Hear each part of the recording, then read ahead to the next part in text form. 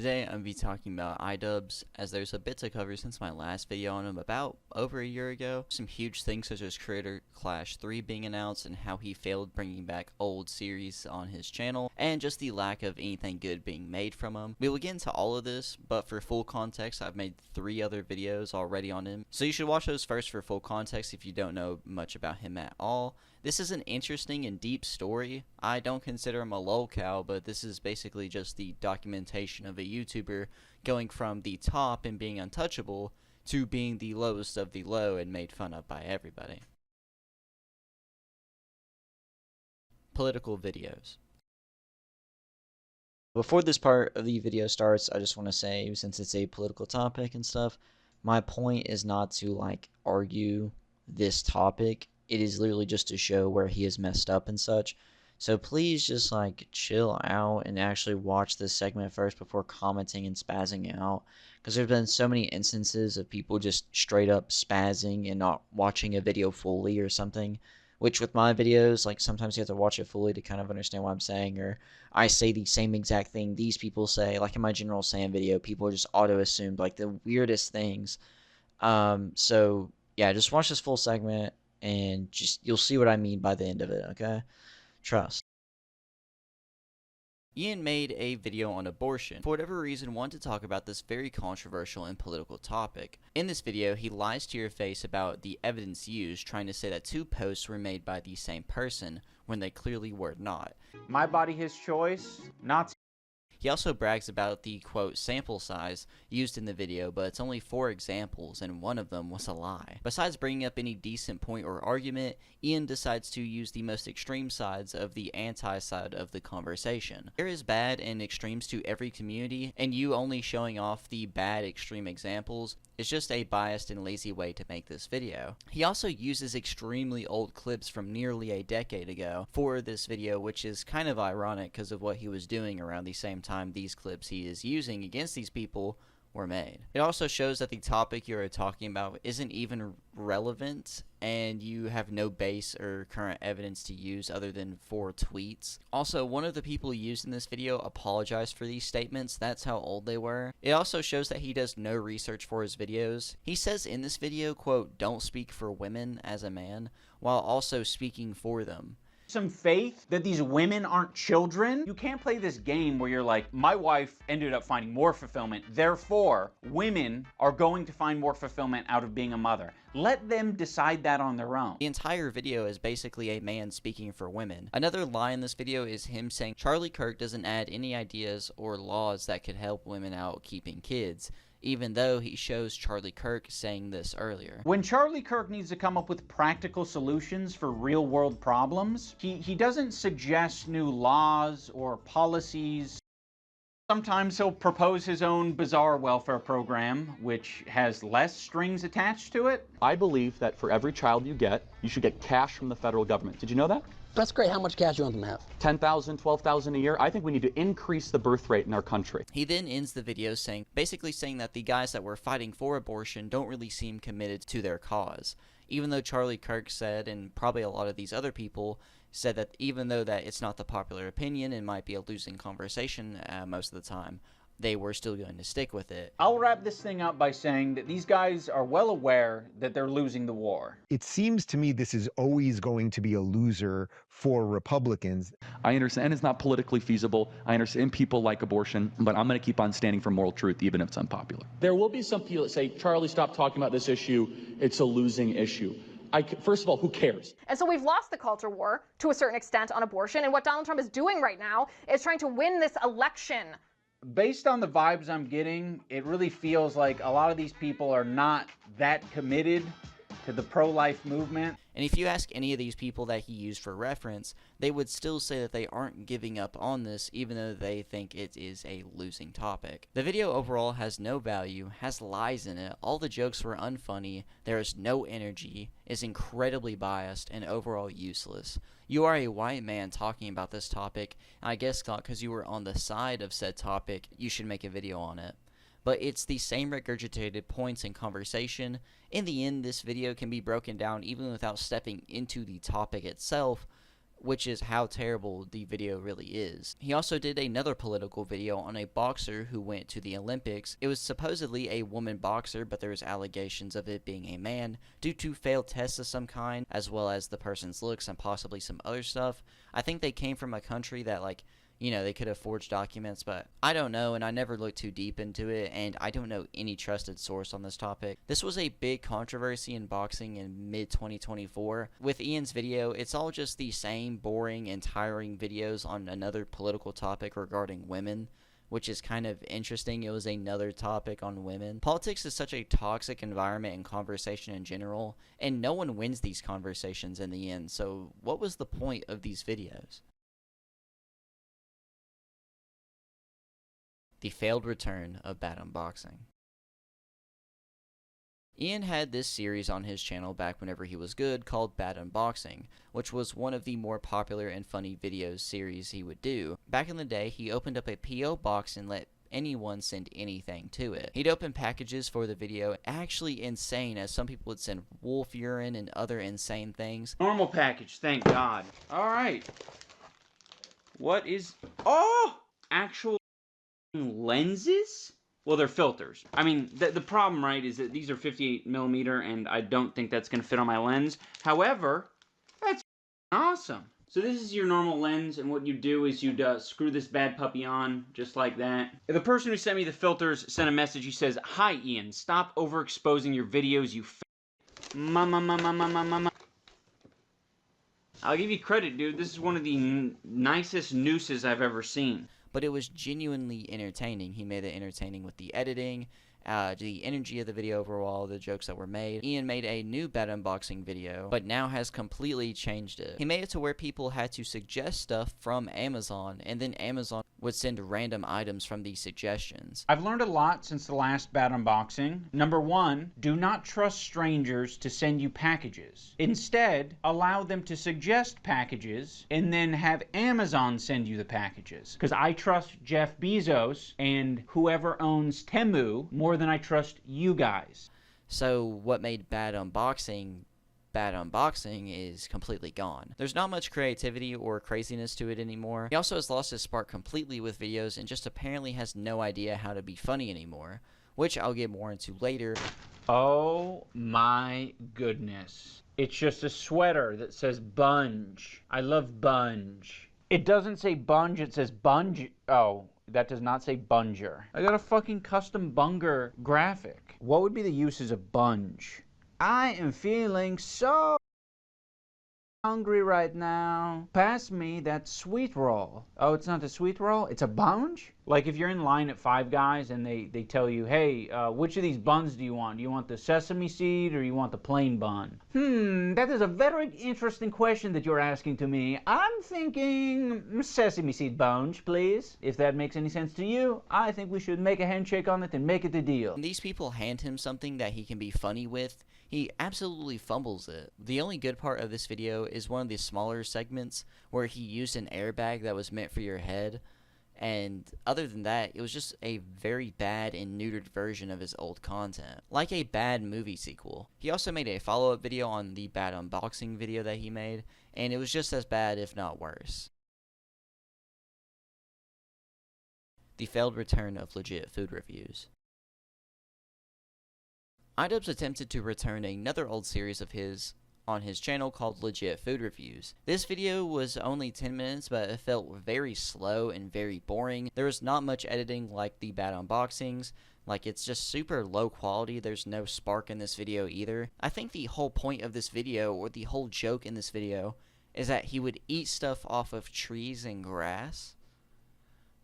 I mean, like, okay, but I saw you eat a hair cake. I mean, like, I've seen much worse from you. And sure, you don't have to make another hair cake video, but, like, I think he's just trying to revive old series on his channel so he can get some extra money from it. He doesn't even look like the same person anymore. I always try to say that Ye has been cloned and everything, but if anyone has been cloned, it's iDubbbz. He looks like completely different and acts completely different. The last minute of the video is a very boring and sad reach to attempt to get over the 10-minute mark, which means, like, you know, you get more ads and stuff. Although I think now you just have to make an 8-minute video. He made fun of this tactic in the past past people trying to make the outros longer or whatever so they could have the 10-minute mark and get more money from the video.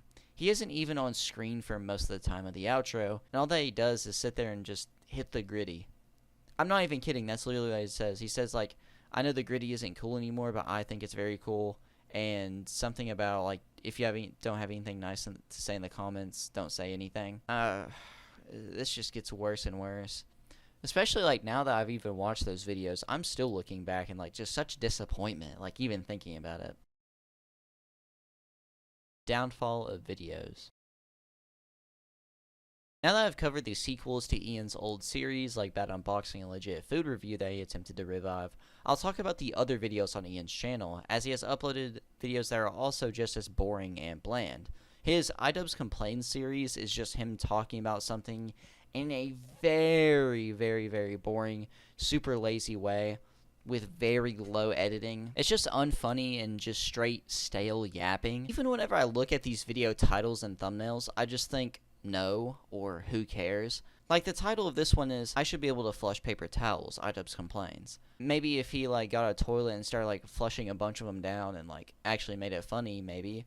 But it's just him sitting there, like, talking very boringly. It's, like, worse than a Moist Critical video. Moist Critical gets a lot of flack for being a monotone, boring dude, but, like, Ian has somehow made this worse. Actually, now that I think about it, Moist Critical is definitely better because at least he can actually make a joke and be funny. Moist Critical is actually kind of the prime example of what iDubbbz probably wants to be now, where you want to be funny and make jokes and sit there and make, like, very low edit, very low tier content. But, like, he just can't do it anymore. But to go on, there was other videos such as The Problem with Cars and Roads, iDubbbz Complains. The videos that aren't complaining videos are also just as bad. One of the titles and videos is literally ranking playground equipment. I might be wrong, but didn't he used to make fun of, like, the parentheses? Like, the people that would put stuff like that in parentheses? There was also another video that actually exists on the internet from iDubbbz titled Ranking All Cheez-Its by Which Generation Would Eat Them. Let's just say I'm good, gang. I'll go watch something else. I think I'd actually rather watch Cocoa Melon. There's also another video about mangoes or something like that where, like, he uses the seeds to make a, quote, pet. I have no idea what he's talking about. I don't care. He also reacted to the Waffle House training video. This is also the same guy who looked down on reaction YouTubers and made videos on them in the past. I have some opinions about strip malls. I don't know, man. They just seem pretty cool to me. Like, what are these videos? Like, honestly, like, I'm looking back at these titles right now, and I'm like, what are these videos? What are their purpose? And who wants to watch it? Like, who cares? I have some opinions about strip malls. He also had a video with Max Mofo and Anything for Views, but I have no idea why this video actually happened. They might have had a podcast episode as well on Cold Ones, but I don't know. But Ian literally missed Max's wedding. I don't know if I talked about that in my last video, but Max had, like, photos of his wedding on Instagram or something, and Ian is not in sight.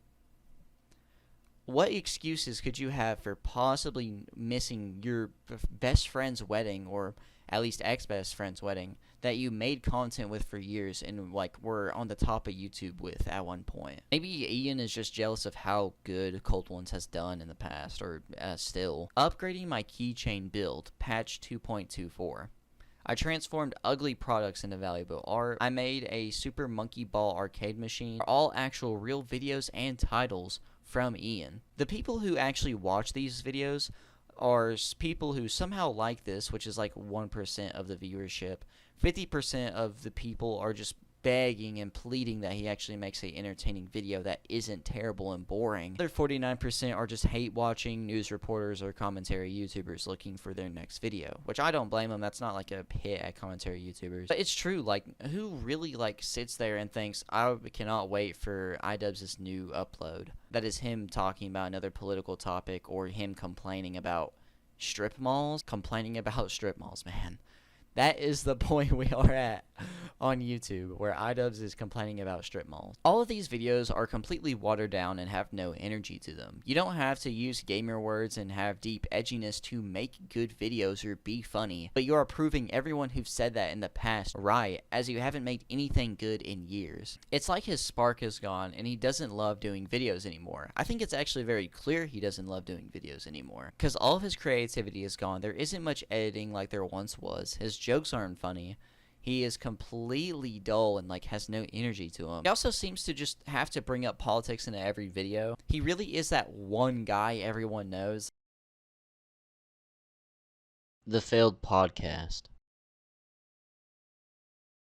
Ian, on a second channel of his, started a podcast with his husband, Aneeser, called She Ruined My Career. While considering he has 7 million subscribers on his main channel, and now only 40,000 on this second channel where the podcast is, and most of these subscribers are probably from his past project with Dax Flame. He used to do like the documentaries with like Airsoft Fatty and Dax Flame, and those were like his most popular videos, or like the videos that did big numbers, and he did like a spin-off thing with Dax Flame on the second channel, and that's probably where most of these subscribers are from, but it didn't even hit above 40k. But considering he has 7 million subscribers on his main channel and attempts to promote it, and averages like over 100,000 views and stuff, like hundreds of thousands of views on his main channel videos, this does terrible. Absolutely terrible. Only averaging nothing above 4,000 views on each podcast episode. I think there's also maybe a clip or two to come out of this podcast that was stupid, like him defending his wife for doing stupid stuff, or just having bad conversation topics and opinions. Ian literally gets on his phone while doing the podcast, which is showing that you just don't care about or have respect for your own podcast, and it's probably just like a attempt to money farm. Like, attempt to make low effort content. I guess slop is what you could say. It's his attempt at making slop. Also attempted Let's Plays on 3 different games, which did the same performance as the rest of his podcast. So that was kind of a fail. But there's no, like, face cams. It's just, I think, one person's point of view, which is probably Ian's. That's really it. Probably just some unfunny political jokes crammed in there, absolutely forced. But I think the homies would call this an epic fail. It's like the only reason he makes videos and everything else is just to try to keep afloat and pay off his debts from Creator Clash 2. Creator Clash 3. Creator Clash Twitter account announced that we're doing another event, Creator Clash 3, Influencers Will Pay, which the name seems pretty ironic. Happening Saturday, June 28th, 2025 in Tampa, Florida. First, I'm going to say the roster as of right now, and then give my critiques and answer some questions at the end. But at the bottom of the card is Dad versus Jago. Dad was in the last boxing event, and Jago, I have no idea who this dude is. He's apparently a drummer and has been around UK YouTubers like James Marriott and Memulous for whatever reason. Before I go to the rest of them, I want to say the website really annoys me. It's super annoying to me that the website doesn't show like age or their record of the people, because like some of these are returning people. I say people because I refuse to call them boxers. Next is Lena Ayod versus Funky Frogbait. Lena seems to do just a lot of random stuff and has little success on Instagram. Froggy Fresh, Funky Frogbait, is kind of a reaction or commentary YouTuber who has over 2 million subscribers on YouTube. Next is Trevor Everts versus Ren. Trevor Everts is, I guess, a part of Smosh and Good Mythical Morning. I don't really know anything else about him, but I think that's all there really is to him. Then Ren makes, I guess, green screen videos. I have no idea. Next fight on the card is Freddie Wong versus Ginger Pale. Freddie Wong makes skits and TV shows, and Ginger Pale makes animation videos on YouTube. Then there is Jay Luray versus Ali Spangola. Jay is a TikToker with over 450,000 followers who does adult content, and Ali Spangola is an art and fitness TikToker who has nearly 2 million followers. Sadly, Odd Ones Out is on the card as well, going against Will Neff. Odd Ones Out, if you don't know, is an animation YouTuber that undeservingly got a Netflix special, which is super annoying because they really give this dude a Netflix special but can't bring me another season of Mindhunter or Disjointed or any idea of what's going on with Trailer Park Boys. That is so annoying. I see the Odd Ones Out get something before I get another update on any of my shows. I know that 2 of them are canceled. I know Disjointed and Mindhunter got canceled for whatever reason, but bring them back. I do not care. Anyone will do anything for a good amount of money. But to go on, Will Neff, if you don't know, which I didn't even know who this dude was, is someone who hangs out with Hassan. Which honestly just says enough about him, but really, it seems like he also does IRL and reaction videos, of course. I'm pretty sure he's just mainly a streamer that somehow got into the Hassan area. The pre-co-main event is Kevin Lerdwichigal versus Myth. Kevin makes music and is also a part of an animation channel that looks to be working on a TV show. The channel has over 13 million subscribers. And Myth, if you don't know, used to be a big Fortnite streamer, a part of the TSM company, which was like a very big, like, it was kind of like when people would join FaZe but didn't like actually compete. The co-main event at the moment is Tubbo versus Sapnap. Both of these guys are Minecraft YouTubers, Tubbo with over 2 million subscribers and Sapnap with over 4 million. Both used to be friends of Dream. It just seems like everyone a part of this thing is just not that great of a person. I don't know. Apparently Dream is also going to be at Creator Clash, which, of course, I mean, whenever your reputation's already in the gutter, why not go to Creator Clash? And finally, the main event is iDubbbz versus Harley Mornstein. iDubbbz you might have seen before as he drank a really old Crystal Pepsi and threw it up like a projectile vomited on like a table, which has been a meme before, as well as other clips of him like throwing stuff up. And Harley is from Epic Mealtime, which is kind of like an older thing that used to be pretty popular. You're probably wondering or probably asking yourself the question, or if already said it in the comments, PERK 30, who even are these people? And everyone is thinking the exact same thing, including me for half of these people. This is a bunch of nobodies, and I really mean it when I say it. It's like a few people on here that have like a decent following, but most of the card is people who have no following or play small roles with other channels that are big or used to be big. There's also people that have like big followings like Epic Mealtime, but don't get views anymore. There's plenty of examples like that. There's maybe a few people that are sort of relevant, and like 2 of them are fighting each other. I guess you can say Sapnap and maybe Tubbo is relevant, but I don't really think so. I think the Minecraft scene is probably like pretty down right now. You also have Jay Leray versus Ali Spangola, actually decently relevant or get views somewhere, but everyone else doesn't. Most of the channels that are linked with these creators are inactive if they aren't dead. On top of that, some of these guys are just straight up weirdos who hung around or hang out with bad people. You also have Harley Mornstein, who, you know, has defended Creator Clash for whatever reason. There's also others that have been in controversies themselves, or have just weird opinions. Ian also, if you don't know, isn't fighting on the card. I didn't say his name because he just isn't on the card, and self-admittedly said on Twitter that he is not going to be fighting. I guess after going 0-2, he has had enough. He pulled Deji numbers in boxing, bro. That's insane. This whole promotion is a joke, and whoever's allowing this to happen needs to be fired. YouTube boxing is literally at its deadest point at the moment, and the last Creator Clash event literally failed. Why would you even try another one after losing money on a charity boxing event? After you got heavily criticized and hated for it, why in the world would you attempt this again? I really do not understand. You already don't have hype around it. You already have just a bunch of hate, and people are not paying for this. It doesn't matter what the pay-per-view price is. They're not going to pay for it. But you're taking from charity. I don't care. They lost money last time. I do not care. But this is really an outrage, and hopefully some people a part of this are convinced to leave or quit their fight. There's like a very high chance of a lot of these fights getting canceled just because of injuries and such.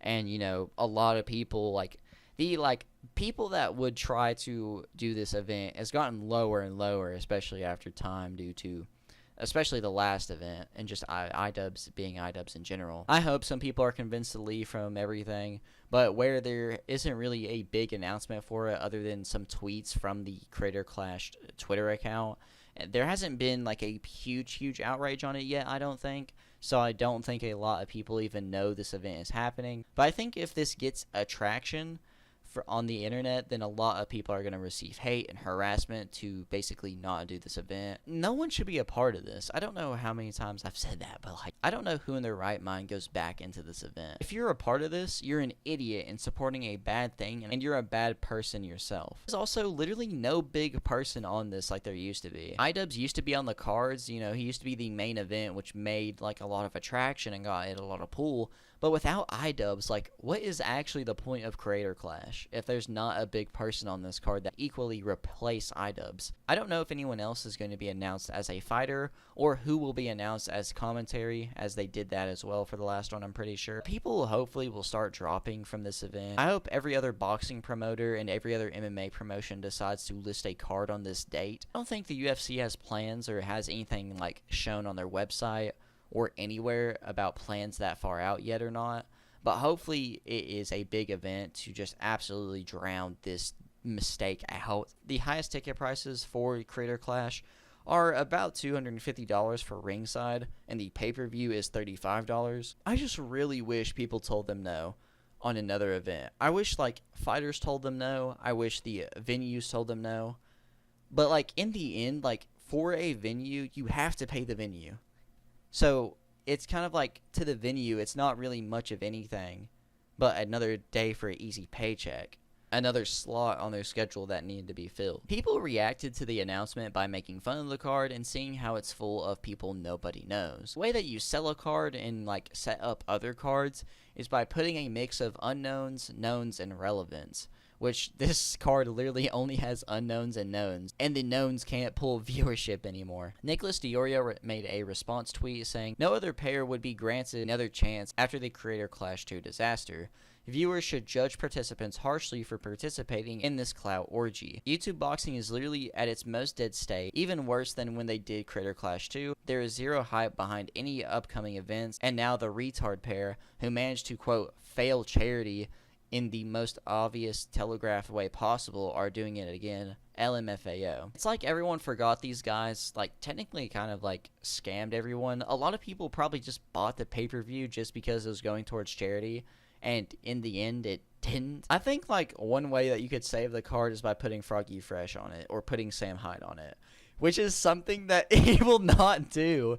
This man is so petty and stupid that he is willing to burn to the ground his career before giving Sam Hyde and Froggy Fresh another chance. It's like everyone forgot these guys were scammers and didn't profit from the last one. In fact, going $250,000 in the hole for this event, which proves that they can't sell a pay-per-view card.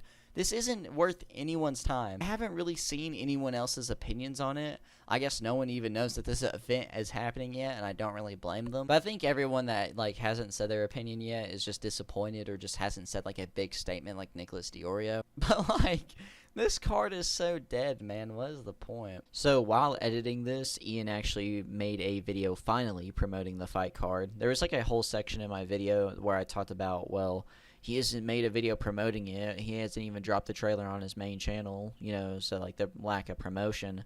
And this also has a lack of promotion, which I'll talk about in a second. He made a video titled, "What If I Lose ... Again." He says that the plans of having the Creator Clash 1 documentary never happened due to basically no real plan or structure of making the documentary and no actual video documenting of anything in real time, such as events leading up to the event and etc. Like, there was nothing of that. So there was nothing to make a documentary about because there's nothing documented. There will eventually be a documentary about the boxing event. I'm just gonna be real with you. That was the biggest lie I ever told. But seriously, I was intending to make a documentary. It just, I didn't know what was going to be important.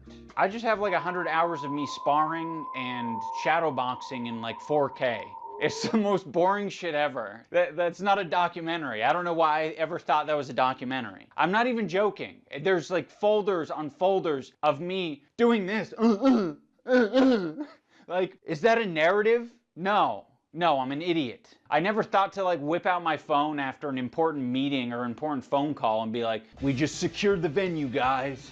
Epic Mealtime is dealing with a really traumatic hernia right now, and I'm not sure if we're gonna have a heavyweight fight." We're really scared, and those aren't the things that you really want to pop out the camera for and be like, "This is what's happening." Kind of sucks because he still had some popularity at the time, and this could have been something interesting to see at the time from him. The documentary on Airsoft Fatty is one of the most popular videos on his channel, with like 23 million views or something like that, 24 maybe. To me, it's pretty shocking. I thought like other videos, the one below it's like a bad unboxing. So it also talks about how one of the real reasons the last event didn't do well, at least from what the fans, quote fans, have said, was due to the lack of promotion. Because of that, he plans on promoting this a lot more. But the video on his channel announcing that, you know, this fight card is happening says nothing about Creator Clash in the title or thumbnail. He missed these streams making up. The loss were pretty bad, which I covered in one of my older videos. They're bad for a lot of reasons, but he doesn't really talk about it. He just, admits like, yeah, these were pretty bad. Apparently, he has plans to promote the charity as it gets closer to the event, so win or lose, the charity profits and still get something for sure out of it. He says he actually wants to make money and profit this time, and making these events has actually really drained him. I'm pretty sure he means money-wise, but maybe also mentally, I don't know, but I think he's mainly talking about money. If they're draining you money-wise and in every other way, then just don't do them. Is the risk of having that one day possibly be good or decent really worth having all the hate, money, and stress? Especially when there's more reason for people to boycott this one and for this one to fail, so you end up failing again. He didn't really talk about what happens if he fails this time, but he also talked about like, oh yeah, I love doing these, like the energy and everything's so great. But to me it just doesn't seem worth it, man. He also confirmed that he isn't fighting so he can focus on the background stuff of the fight card and making sure everything goes well with it. We'll see how that goes. He also says he would come back and fight again if it was wanted enough, but he really only fought so the cards would do better. He also talked about in this video the fight card slots and why maybe there wasn't, I don't know, it's just kind of weird. He talked about how some people could have returned and how he could have returned himself, but it would have possibly taken someone else's fight away. And I don't see why you couldn't just rent it out for more time if that is an issue. I know that the UFC even has issues with that, where they are limited time. After a certain time period, sometimes you have to stop everything or it costs more money. I think boxing promotions also have the same issue, but I don't really understand why that's a thing. I know they get fined a lot of money for every minute or every hour or whatever that they go over, but I don't see why you couldn't just buy more time or start the card earlier or something of the sort. I don't see why a venue wouldn't allow that if you just gave them a little more extra money so you could have some extra fight slots. Because in the end, if you had bigger people that everyone knew, which is a big thing that was talked about in the comments, that no one really knew who was on this card, then, it'd probably do better and actually profit. But this card, it's not stacked. It's not stacked at all. Like I said earlier, it's so empty and dead. The comments on this video criticize the title and thumbnail and talk about what he could do to promote it. Ian has a lot of censored words in the comments, as I've talked about before in one of my other videos. So sadly, there's plenty of hidden comments that I don't get to see or read. I do have a couple of funny ones, such as, I cannot wait to pirate Creator Clash 3, and then another one was like, you should fight your wife's OF subscriber. But overall, this event shouldn't happen, and I think people are just going to easily forget a lot of what Ian did in the past and why we shouldn't support him, and they're just going to end up buying the card, they're going to fall for the trick again, and it's going to be a sad, repeated mistake. And I already see this coming, and I hope that people really do not fall for this trap. End. Overall, Ian is just getting worse and worse, and now is trying to do another boxing event that is going to fail. I can't wait to see it fail and make a video on it. He doesn't even look the same anymore. A lot of people have been calling him the gay Jesse Pinkman, as well as just saying that he doesn't look well, he doesn't look right, and other comments like that. And it really is true. He doesn't even look like himself anymore, or even act like his old self. There is literally nothing from the old iDubbbz in the new one. It seems like everything was gutted out of him and nothing was put in replacement. Because he can't make a joke, he can't have any energy, can't be any funny, can't have any success. He is forcing himself to do videos and has no good original ideas. And even his quote original ideas are just not really original. And all the attempted revives of his old series like Legit Food Review and Bad Unboxing failed in a lot of ways. He showed he is so desperate to get viewership that he's willing to get into politics. Let me know your all's thoughts about this in the comments down below. If there's any big updates on this situation, I will make an update video on it. Make sure to watch the other videos on him if you haven't already. More videos are on the way about other topics. If you're not following my Twitter, you're actually kind of missing out on some lore and stuff that I haven't really gotten to talk about yet, or haven't really talked about in general, because Danny Duncan actually copyright claimed my video on World T-shirts because I used a few segments of his video, and he claimed every single segment, and I talked about it. I didn't really want to complain too much on Twitter because I don't know, to me it seems like fair use, and I think technically under fair use law and the thing that I put up on my videos or in the description of my videos, it falls under it. But it's just kind of annoying that it still got used, and it took me hours just to get the video fixed. I think it took a day because it kept getting reclaimed and stuff. So you're missing out lore if you're not actually following me on Twitter yet. So I definitely would recommend it. It's linked in the description below. It's also the reason why like I haven't really used too many iDubbbz clips. Like I don't want to just even risk it too much of getting claimed, because that was really annoying. And although that I got it fixed, it's just really annoying. I don't really want to deal with that, to be honest. Although if iDubbbz ever did actually like claim my video, I'd make a video on it pretty fast. Even if I was in the wrong, I'd probably want to talk about it anyway, because that'd probably make a good video. I have like 5 video scripts in the making right now, so there is a lot to come in the future, hopefully, and hopefully there'll be like multiple videos in like a week. And I think in the next week or two there's supposed to be, especially with my plans of what the next videos are. But in the end, I'm PERK30, and keep God close.